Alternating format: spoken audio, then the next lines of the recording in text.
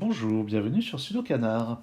Dans cette vidéo, on va explorer le livret d'instructions de cette épreuve intitulée Sudoku Alphabet, a été donc épreuve organisée par l'auteur serbe Jovan Novakovic et sur son site, sur le site qui s'appelle, je ne sais plus exactement d'ailleurs, ça s'appelle Puzzle JN, donc JN comme Jovan Novakovic.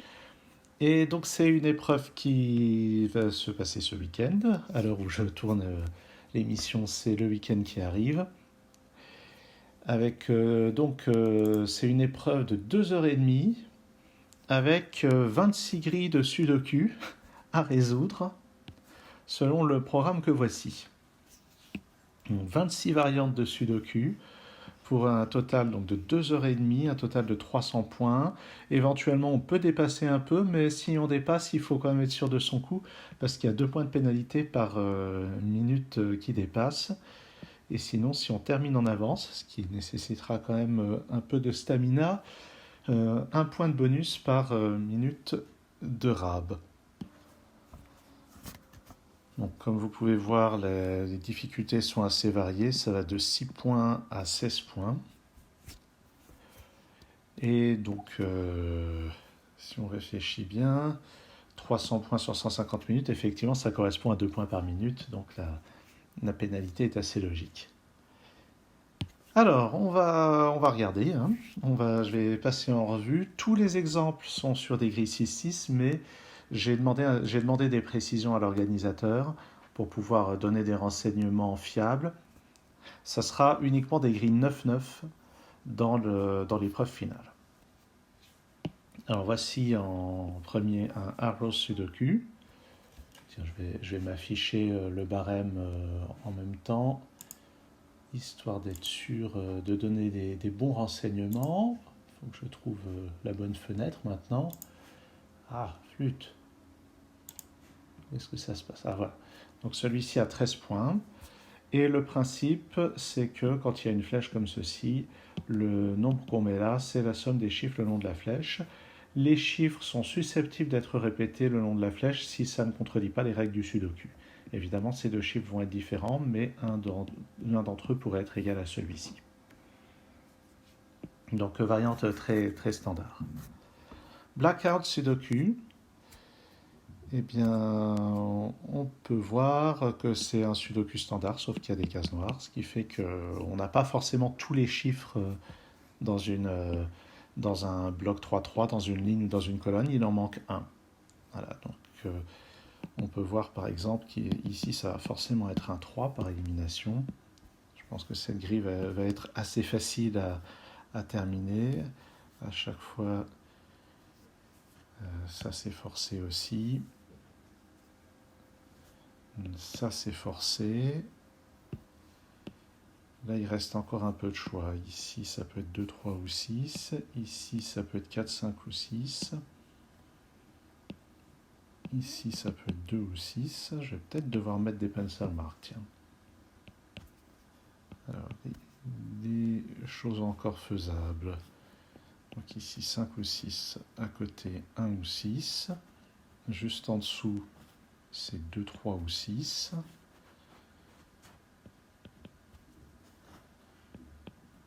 Voilà, donc j'y vais vraiment bourrinement.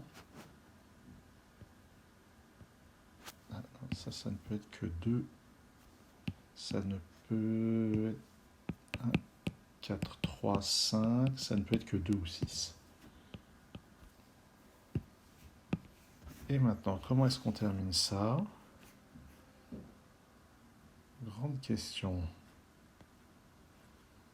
Comment est-ce qu'on termine la résolution de ce machin? Ah, c'est marqué là. Chaque nombre manque exactement une fois. Voilà une règle à ne pas oublier de regarder. Donc, chaque nombre manque exactement une fois. Donc, on voit que sur la première ligne, c'est le 1 qui manque. Sur la dernière ligne, c'est le 2 qui manque. Donc, on est sûr que sur cette ligne, le 1 ne manque pas. Voilà. On est sûr que sur cette ligne, le 2 ne manque pas. Ici, là, on voit bien que le 2 ne manque pas. Sur cette colonne, il y a le 5 qui manque. Donc sur les autres colonnes, le 5 ne manque pas. Voilà, ce 5 est valide. au niveau des colonnes. Ici, on a le 5 qui manque. Ici, on a le 1 qui manque. Donc ailleurs, il ne manque pas. Mais ça se voit. 5. Ici, le 5 ne manque pas. Ça va être le 3 ou le 6. Ici, c'est le 2 ou le 6. Ah, voilà. Ici, c'est le 2 ou le 6. Ici aussi. Donc ailleurs, le 2 et le 6 ne manquent pas. Le 4 ne peut manquer que dans cette colonne. Donc c'est là. Pardon, c'est là qui manque. Ce qui donne ça. Donc sur ces deux colonnes, c'est 2 et 6. Donc ici, le 6 ne manque pas. Et le 5 manque déjà quelque part, donc je ne le fais pas manquer ici. Et maintenant, comme ça doit marcher. Ici, j'ai le 5 qui manque, ici le 6, ici le 4, ici le 3, le 2 ici, le 6 là, le 3 là. Ça fonctionne. Donc ben, j'ai bien fait, je n'avais pas remarqué cette chose-là au départ. Chaque nombre manque exactement une fois. 13 points, 14 points, donc ça c'est des grilles assez chères déjà. Bon, évidemment pas sur les grilles d'exemple, mais sur les grilles de la vraie épreuve en 9-9. Consecutive Sudoku, une règle très classique. La présence d'un point signifie que les chiffres sont consécutifs, l'absence d'un point signifie que les chiffres ne sont pas consécutifs. Donc là-dedans, eh ben, on voit tout de suite que ça ne marche pas, puisque il doit y avoir un 5 ici ou là, et il n'y a pas de point. Donc là, il y a un rond qui manque quelque part. De toute façon, les ronds qui sont indiqués nous donnent forcément les chiffres que voici. Donc on voit qu'il manque un rond ici sur la grille d'exemple. Ça et ça, si on estime que là, il n'y a vraiment pas de rond qui manque. Ici, ça va forcément être 4, 2 et 3 comme ça. 5 ici, 4 et 6. J'ai placé le 4 de ce côté pour qu'il ne soit pas à côté du 3. Ça, c'est un 2. 3, 6. Donc là, évidemment, avec tous les chiffres qui sont déjà donnés, ça rentre comme dans du beurre. Donc il y a juste cette petite erreur dans le livret d'instruction. Mais sinon, ça marche bien. Donc bien penser aux deux règles. Un rond, c'est que les chiffres sont consécutifs. L'absence de rond, c'est que les chiffres ne sont pas consécutifs. Et on va partir du principe qu'il n'y aura pas d'erreur dans la grille de l'épreuve finale. Celui-ci rapporte 10 points, donc difficulté moyenne. Sudoku diagonale, une variante très classique. J'ai même une vidéo qui vient de paraître sur la chaîne sur cette variante. Donc le principe, c'est que les chiffres doivent apparaître exactement une fois sur chacune des deux diagonales, en plus des règles habituelles. Alors ici, on peut voir que c'est une grille qui commence directement juste par les règles du Sudoku.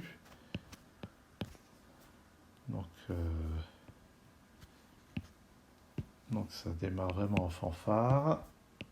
3 et 4 ici, 5 et 2 comme ça, 2 et 4 comme ça.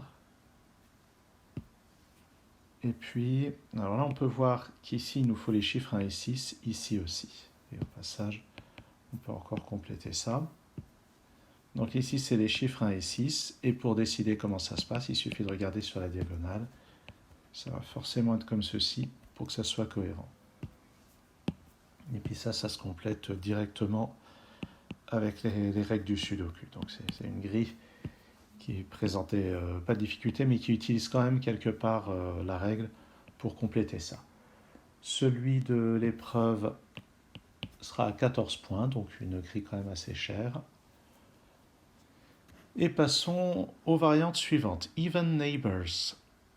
Donc chaque fois qu'il y a un rond, ça signifie qu'on a deux voisins qui sont des nombres pairs, et toutes les positions sont marquées, ce qui veut dire que quand il n'y a pas de rond, il y a au moins un chiffre impair. Donc sur cette grille, on a forcément tout ça. 3, 5 ici. 2 et 6 comme ça pour les chiffres pairs. Donc évidemment, il n'y a pas énormément de choix. Par Sudoku, j'ai un 2 ici. Ce qui me résout donc tout ça. Donc ça a l'air d'être quasiment comme un Sudoku pair impair. Et après, la fin doit tomber toute seule, logiquement. Et là, j'ai pas besoin de la contre-règle. J'ai pas besoin d'utiliser ça sur cet exemple. J'ai pas besoin d'utiliser la règle réciproque qui me dit ah tiens, à cet endroit, il n'y a pas de point, donc je suis sûr qu'un des deux chiffres est impair. Là, j'en ai pas eu besoin parce que la grille est vraiment très facile. Il y en aura peut-être plus besoin dans l'épreuve finale. Cela dit, c'est une grille à 6 points, donc elle devrait être vraiment facile. Il n'y aura peut-être pas besoin de la contre-règle. 50-50. Donc 50-50, alors c'est marrant parce qu'en fait c'est partagé en 3. Dans cette grille d'exemple, les chiffres 1 et 2 doivent être forcément dans des cases grises. Les chiffres 5 et 6 doivent être forcément dans des cases non grises. Et puis 3 et 4, il y a une ambiguïté. Mais dans l'épreuve finale, ça sera 1, 2, 3 sur du gris, 7, 8, 9 sur du blanc, et 4, 5, 6 indifférent. Ça peut être aussi bien sur du gris que sur du blanc. À 9 points, donc difficulté moyenne. Dans le problème qui nous occupe, on voit qu'on va tout de suite avoir 1 et 2 ici, puisque ce sont les deux seules cases grises là-dedans, et puis qu'on a un 2 ici. Avec les recoupements, j'ai ça. Ensuite, j'ai ça. Il me reste à placer 3 et 5 là-dedans. 1 et 2 là-dedans ne sont pas ici, donc ils vont être dans les cases grises. Sans surprise, juste au-dessus, ils sont aussi dans les cases grises. Donc ça me donne ça. Bon, et ça donne encore une grille pas bien compliquée. Et en bas, le 2 doit être dans le gris. Il me reste... Ah oui, le 5 ne doit pas être dans le gris. De toute façon, il est là, le 5. Le 5 ne doit pas être dans le gris. C'est ça qui, par endroit, permet de lever les ambiguïtés. Ok. Donc on ne peut pas dire que les grilles 6-6 soient très formatrices sur la manière d'exploiter la logique. Numéro 7, Group Sum. Numéro 8, History. Donc History, ça va être un sudoku classique à ce détail près qu'il va falloir se renseigner un petit peu sur des dates historiques. Donc là on nous dit l'année de la mort de Michel-Ange, l'année de la fin de la guerre de 100 ans. Et donc celles-ci doivent être placées là-dedans et là-dedans. Donc quelque chose me dit qu'il y a forcément un 1 là et là. Et j'ai eu la flemme d'ouvrir Wikipédia avant de faire cette vidéo. Allez, tiens, je vais le faire, je vais mettre la vidéo en pause. Nous y voilà. Alors, est-ce que je regarde au bon endroit? Voilà, donc 2 grilles à 14 points. Elle devrait être donc assez délicate. Bon, ici, ça ne peut pas être 1564. Ici, ça va être plutôt cette date. Et en dessous, voilà. Bon, une fois qu'on a ça, cette grille, évidemment, tombe toute seule.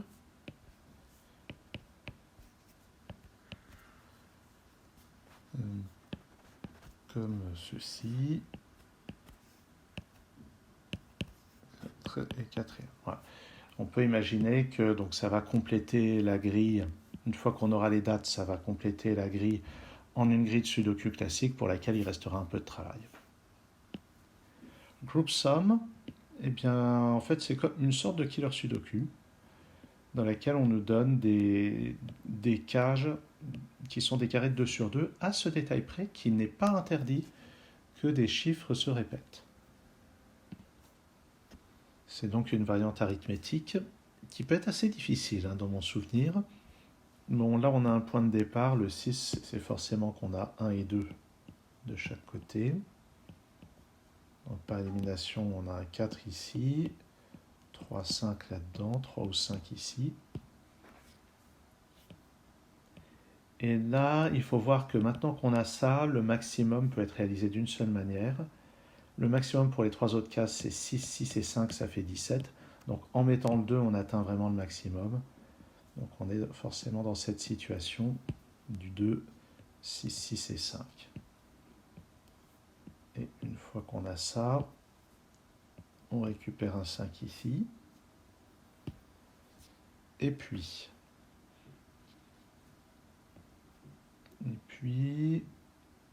2, Donc là-dedans, on doit avoir 12. Ça va être forcément 1, 2 et 4, avec un 3 ici. Donc 4 ici. 1 et 2. Là, j'en suis à 7, donc il me faut 5 ici. Vu les chiffres qui sont déjà placés, la seule possibilité, c'est 4, 1. Là, je mets un 5, là, un 2, là, un 3. Ici, il me faut 1 et 3. D'après le 1 qui est là, c'est comme ceci. Pour compléter le 17, je mets 5. Un peu de sudoku standard. Encore un peu de sudoku standard. Et le reste se complète avec du sudoku standard aussi. Il n'y a plus qu'à vérifier que les comptes sont corrects et ils le sont. Donc il peut y avoir un petit peu plus de travail forcément dans une grille 9-9. Hein. J'ai déjà vu des group sums qui étaient assez compliqués, à vrai dire. Hein. Il fallait vraiment prendre plein de choses globalement. Je ne sais pas si j'en ai déjà traité sur la chaîne. C'est à vérifier. Inequality et Jigsaw. Alors Jigsaw, c'est un sudoku irrégulier. Bon, ici, vous voyez qu'on a le 2, le 4 ici. Il sera à 12 points, donc pas le plus difficile, mais quand même pas donné a priori. Donc, ouais, il va y avoir quand même... Ici, il y a beaucoup de choses qui sont données dès le départ. Ouais, donc celui-ci, il y a vraiment tout qui tombe directement.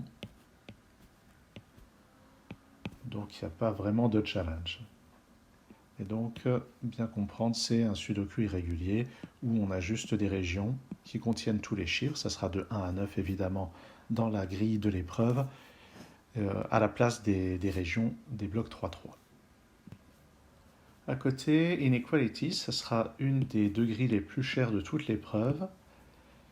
Vous voyez des symboles d'inégalité de partout, et ben ça veut dire ce que ça veut dire. Ça c'est plus grand que ça c'est plus grand que ça. Alors comment est-ce qu'on voit ça? Souvent on nous donne des grilles de ce genre-là où il n'y a aucun chiffre de donné au départ. Et ce qui peut être vraiment utile, c'est de chercher des grandes chaînes qui sont des grands thermomètres, hein, comme dans la variante thermo. Là par exemple on a une grande chaîne avec 5 chiffres en décroissant, et ça c'est pas 6. Donc ça ne peut être que 4, 3, 5, 4, 3, 2, 1, puis là on a un 6. Et puis par ailleurs, ce 2 nous indique la présence d'un 1. On complète avec 5 et 3. Ici un 6 à cause de ce symbole d'inégalité. Là-dedans, il nous reste à placer 4, 3 et 1. On voit que le 1 est forcément là. Ici, ça c'est plus grand que le 2, donc c'est parmi 5, 4 et 3. Le 1 ne peut être que là. Et puis par sudoku, on a ici le 1, ici le 6. 5 et 3 sont dans cet ordre-là à cause des inégalités. Là, les trois chiffres sont dans l'ordre décroissant, donc ça fait 4, 3 et 2. Un peu de sudoku. Bon. Et la fin doit logiquement tomber toute seule. Et j'arrive à aller vite sans me tromper, ce qui montre bien que je ne suis pas lors d'une épreuve, même si ça m'arrive assez régulièrement de me tromper dans les vidéos. Vous en conviendrez. Kropki. Kropki, ça c'est une variante que Bastien n'aime pas, mais que moi j'aime bien, dans laquelle les ronds noirs indiquent qu'il y a un des chiffres qui est le double de l'autre, les ronds blancs indiquent que les chiffres sont consécutifs, et l'absence de rond indique que les chiffres ne vérifient aucune de ces deux propriétés.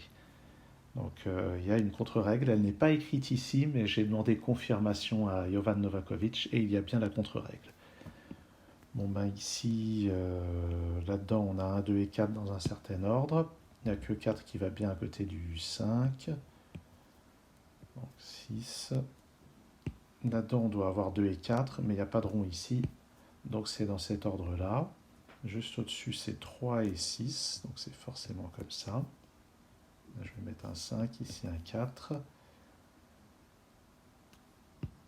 Là-dedans, alors déjà, ici, il me faut 5 et 1. Ensuite, je vais mettre... Alors, notez qu'ici, il me faut 2 et 4, mais quel que soit celui qu'on met là, il faudra un rond blanc ici. Donc, encore, il y a l'air d'y avoir des erreurs. 5 et 1 comme ceci en utilisant le rond blanc. Là-dedans, 1 et 2. On complète comme ça. Là-dedans, ça va forcément être 3 et 6, puisque 1 et 2 vont être là. Et puis 1, 4, 5, 2 et 3. Et en bas, c'est comme ceci. Il manquait effectivement un rond ici. Bon. Donc évidemment, sur du 9-9, ça peut être plus compliqué, surtout avec le 8. Avec le 8 qui peut jouer les troubles faites, mais il faut vraiment, vraiment penser à faire attention à la contre-règle. Le Kropki de l'épreuve rapportera 6 points. Oui, donc je disais qu'il fallait faire attention, mais il devrait être quand même très facile. Little Killer, 13 points, donc ça ne sera pas la grille la plus dure, mais quand même d'un certain niveau. Une variante arithmétique où chaque flèche indique la somme des chiffres dans la direction proposée. Donc par exemple, le 3 ici, c'est 1 plus 2. Ensuite, qu'est-ce qu'on va avoir? Le 11 ici, ça ne peut être que 5 plus 6. Mais évidemment, il y a beaucoup plus de choix dans un sudoku d'une taille plus standard. Alors ici, le minimum, c'est... Ah non, j'allais dire une ânerie. Là-dedans, j'ai 4 et 6. 23, c'est très contraignant. Le maximum qu'on peut faire, c'est 6 plus 6 plus 6 plus 5, et ça fait 23. Donc on est dans la situation maximale. Ici, alors je vais mettre 3 et 4 ici. Pour réaliser ce 10, je suis obligé de mettre un 1 là.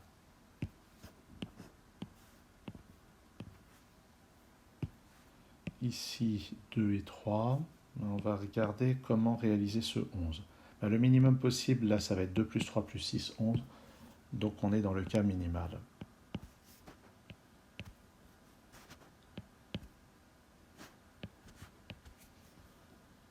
Et puis, j'ai encore fait une canard. J'ai mis un 5 ici. C'est un 3, bien sûr. Est-ce qu'on peut dire que je progresse parce que je me rends compte plus vite? Je sais pas. Bien. Puis après, bon, tout arrive directement par Sudoku. Et on peut vérifier toutes les sommes que j'ai pas utilisées. Le Little Killer peut vraiment être une variante très difficile en Sudoku 9-9. Là, ça devrait être assez difficile, mais pas complètement tordu comme on trouve parfois. Missing Sudoku. Alors, ça ressemble un petit peu à ce qu'il y avait avec le Blackout, sauf que cette fois, c'est des chiffres parmi 0 et 6. J'imagine que ça sera de 0 à 9 dans le Sudoku à la fin, et on nous précise quel chiffre manque dans la ligne ou la colonne. Donc une fois qu'on sait ça, c'est un Sudoku standard, mais avec des nombres qui manquent. Donc dans cette colonne, il nous reste à placer... Alors, allons-y bourrinement. Hein. Dans cette colonne, il nous reste à placer 1, 2, 4, 6.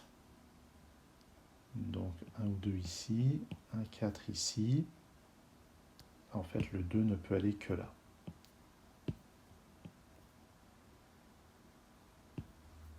Dans cette ligne, il nous manque 3, 6 et 5. Donc ça, c'est un 5. Et j'ai 3 et 6 là-dedans. Mais dans cette colonne, il manque le 6. Donc je peux l'effacer. Là-dedans, il me faut un 5. Il n'est pas là, donc il est là. Sur cette ligne, c'est le 0 qui manque, donc il me faut un 4. Il n'est pas là, donc il est là. Ici, oups. Ici, c'est donc 1 et 6. Pas de 4 là-dedans, donc c'est 0, 1 et 3. Ouais, bof. Ici, pas de 1, donc c'est 0 et 3.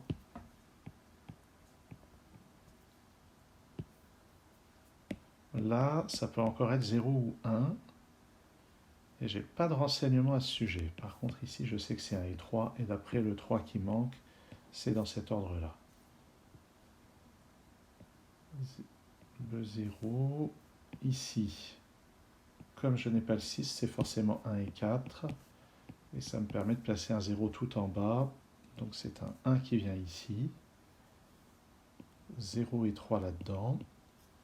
Et en utilisant ce 3, c'est dans cet ordre, ce qui me permet de placer ça. C'est pas mal comme variante.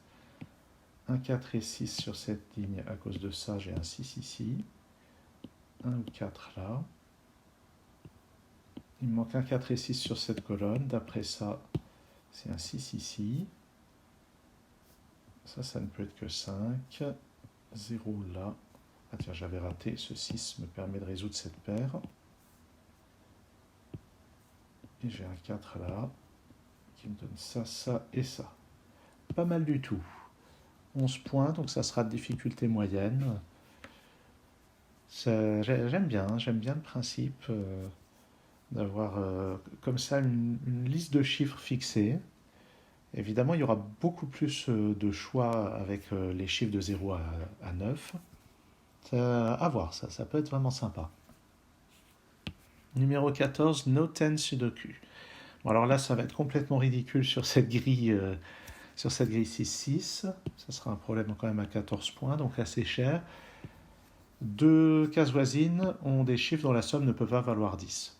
Donc en fait, c'est comme un X Sudoku dans laquelle on a juste la règle négative. Donc ça va vraiment faire double emploi avec la variante 24 qui est un X Sudoku avec la règle négative. Donc oui, il y a vraiment un double emploi à ce niveau-là.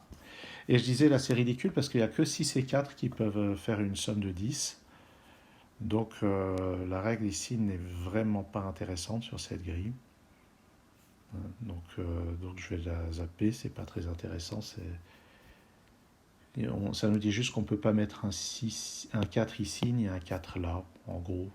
Ou que le 6 étant là, je ne vais pas avoir le 4 ici, je vais l'avoir par là. Bon, pas très intéressant. 15 odd sum. À chaque fois qu'on a deux cases voisines grisées, la somme des deux chiffres doit être un nombre impair, ou en d'autres termes, il doit y avoir un chiffre pair et un chiffre impair dans ces deux chiffres. Bon, ça peut être rigolo, 15 points, donc ça ne devrait pas être donné. Donc vous voyez que par exemple que ici, il va y avoir un chiffre pair, donc c'est forcément le 2, et d'après ça c'est ça. Et puis par Sudoku c'est avec le 3, 5, 6, 4, 2. Pourquoi j'ai mis 5 ici? C'est 5 et 3 là globalement, donc ça c'est un chiffre pair. Et puis là, un pair et un impair, donc il y a le 4 là-dedans.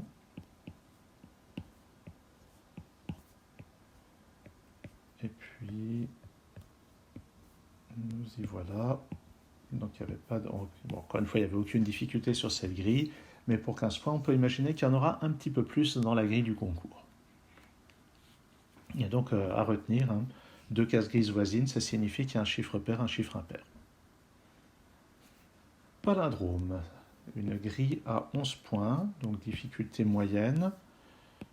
À chaque fois qu'on a une ligne comme ceci, une ligne grisée dans la grille, c'est un palindrome, ce qui signifie que ça se lit de la même manière dans les deux sens.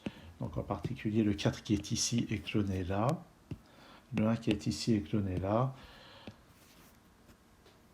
Le chiffre qui est là ne peut pas être 1, 3, 4, 5, donc c'est 2 ou 6, mais ce chiffre est présent.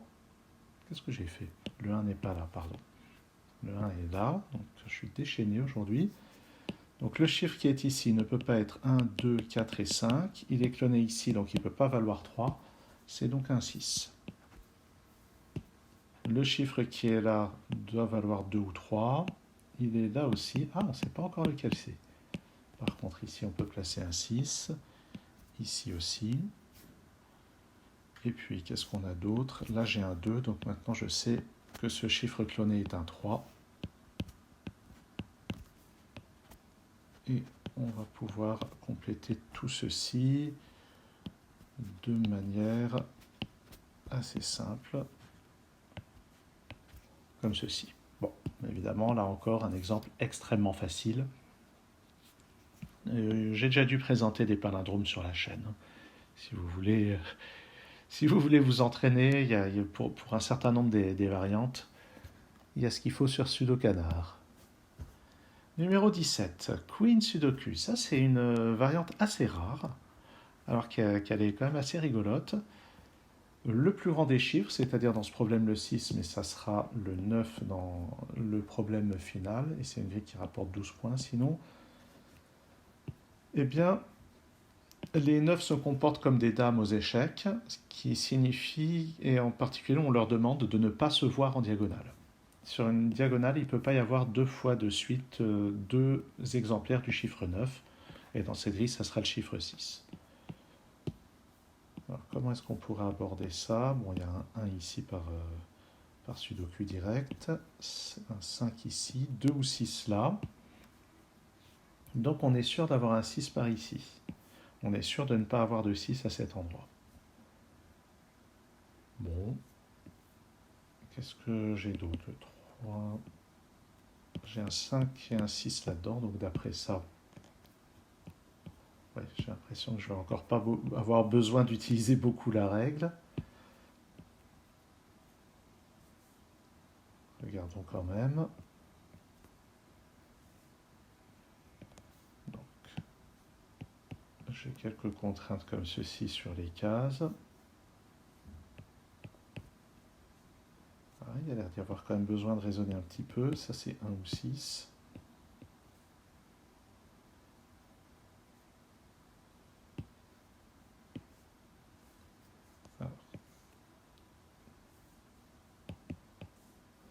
Donc, ce qui est intéressant, par exemple, c'est que dans ces deux cases-là, il est impossible d'avoir un 6. Voilà un raisonnement typique. Vous voyez que j'ai forcément un 6 ici ou là.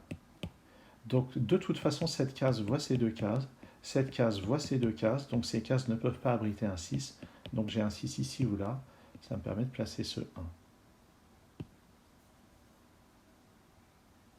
Et maintenant, ça n'est pas un 6, ni un 3, 4, 5. Donc, ça, c'est un 2.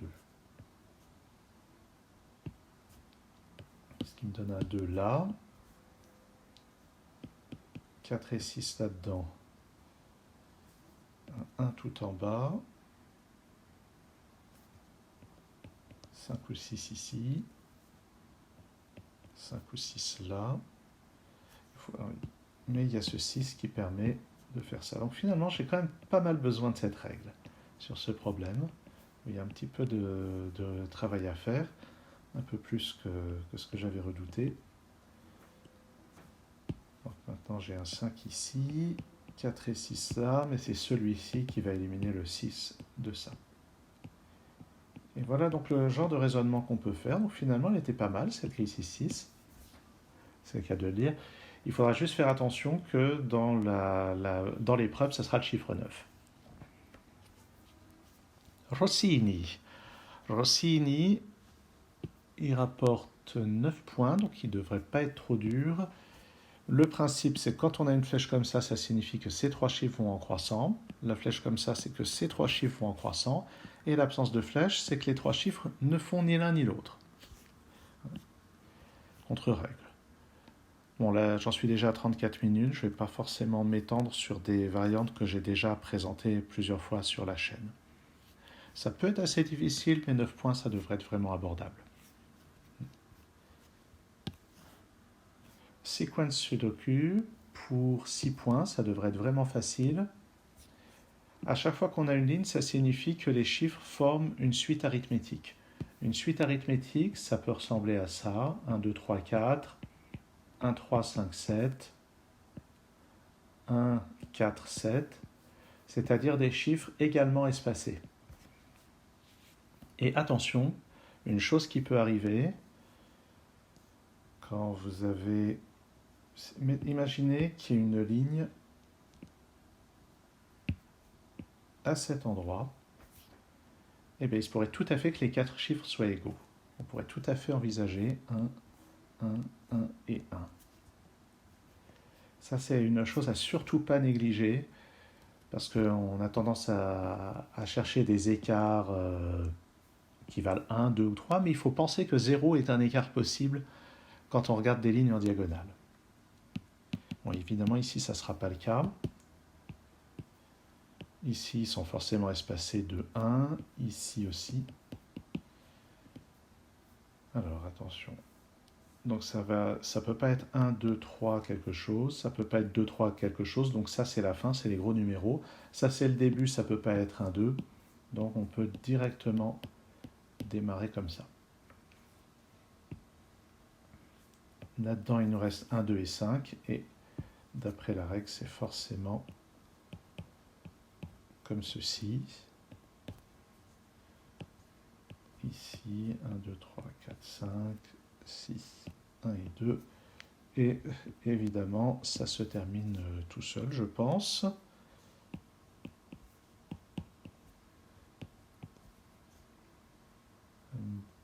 Oui, j'ai même pas besoin de la règle, mais on peut vérifier que ça marche, là, le 2, 4, 6. J'ai pas eu besoin qu'il y ait une ligne ici pour que ça marche. Donc 6 points, ça devrait être vraiment facile, il faut juste faire attention à ça, il peut y avoir un écart de 0. Alors attention, là la phrase dit « La différence entre deux chiffres consécutifs le long d'une ligne est toujours le même, mais il faut penser que la différence est toujours prise dans le même sens. » J'entends par là qu'on pourrait croire que ça marche, parce que la différence vaut 1 à chaque fois, mais non. Il faut prendre les différences toujours dans le même sens, et vous voyez que là la différence vaut 1, là la différence vaut moins 1, si on se déplace dans le même sens. Donc ça ne marche pas. Une autre manière de comprendre, donc dès qu'on franchit une étape, on doit toujours ajouter la même quantité. Là j'ajoute 1, là j'ajoute moins 1. Encore une autre manière, c'est que chaque chiffre au milieu doit être la moyenne des deux qui l'entourent. 3 c'est la moyenne de 1 et 5, 5 c'est la moyenne de 3 et 7, ici 4 c'est la moyenne de 6 et 2. Alors que là 4 n'est pas la moyenne de 3 et 3. Donc ça ne marche pas. Thermosudoku, une des variantes les plus fréquentes, 15 points, il devrait donc être assez difficile. Ça peut être difficile un thermo. Quand on a ce dessin, en partant d'ici, les chiffres augmentent strictement. En partant d'ici. Donc on peut voir que celui-ci vaut minimum 1, celui-ci minimum 3, celui-ci minimum 4, celui-ci minimum 5, mais il vaut maximum 5 aussi. Et en fait, on peut placer un 3, 4, 5 directement là-dessus. Et je vous laisse imaginer qu'après ça, il n'y a plus beaucoup de difficultés. Voilà. Bref. Voilà, c'est plus fort que moi, je ne peux pas m'en empêcher. Voilà, il faut que ça se complète. Ok, bon, évidemment, pour 15 points, ça sera plus dur que ça. Hein. Variante 21, Untouchable, qu'on appelle parfois aussi anti-king. Deux cases qui se touchent en diagonale doivent contenir des chiffres différents. Donc, par exemple, le 1 n'est pas là ni là, donc on a un 1 ici. Et puis, voilà, donc là-dedans, un ici. Le 2 n'est pas là ni là, il n'est dans aucune de ces trois cases, donc j'ai un 2 ici. Voilà comment on peut utiliser cette contrainte. Un 4 ici par Sudoku, et ainsi de suite. Le 5 n'est pas là, donc il est là. 6 ici.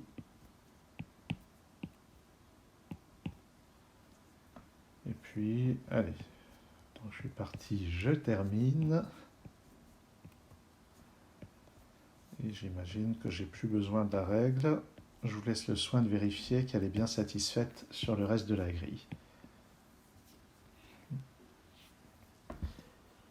Ce anti-king ou ce untouchable rapportera 7 points, donc ça devrait être une grille vraiment facile. 5 plus ou moins. Alors ça, c'est une variante qui me semble assez nouvelle. À chaque fois qu'il y a un V, ça signifie que la somme ou la différence vaut 5. Et ça n'est pas précisé ici, mais tous les symboles seront donnés. Donc l'absence d'un symbole signifie que forcément la somme et la différence ne valent pas 5. Donc évidemment, sur cette grille, une différence de 5, c'est 1 et 6. Une somme, donc ça va être 6 moins 1, 1 plus 4, 2 plus 3. Mais dans le Sudoku 9-9, il y aura aussi 7 moins 2, 8 moins 3, 9 moins 4. Donc il y a quand même pas mal de possibilités pour avoir un symbole V. Un symbole 5. Il faut voir ce que ça donnera, ça peut être assez intéressant. Variante 23, Windoku, pour 10 points. Alors ça, c'est un très mauvais exemple parce qu'on ne voit pas à quoi ça ressemble. Là, je vous renvoie à la recherche sur Sudokanar. Des vidéos de Windoku, j'en ai fait. Je crois que j'en ai pas fait beaucoup, mais vous pouvez en trouver. X Sudoku, à chaque fois qu'il y a ce symbole, la somme vaut 10, ce qui évidemment, dans ce problème, signifie les chiffres 4 et 6, donc c'est pas très intéressant. Et tous les symboles sont donnés, ce qui sur cette grille ne nous donne finalement pas grand-chose, puisque de toute façon, on aura le 4 ici, puis après on termine par Sudoku. Voilà. Bon, bref. Mais sur la grille 9-9, évidemment, il y a 1 plus 9, 2 plus 8, 3 plus 7, 4 plus 6, donc il peut déjà se passer un peu plus de choses. Cela dit, cette grille rapportera 9 points, donc difficulté modérée. Il ne devrait pas y avoir des raisonnements vraiment extravagants pour la résoudre. Les deux dernières. Yard. Eh bien, ce qui nous est dit, c'est que dans toute la région grisée, chaque chiffre doit apparaître autant de fois.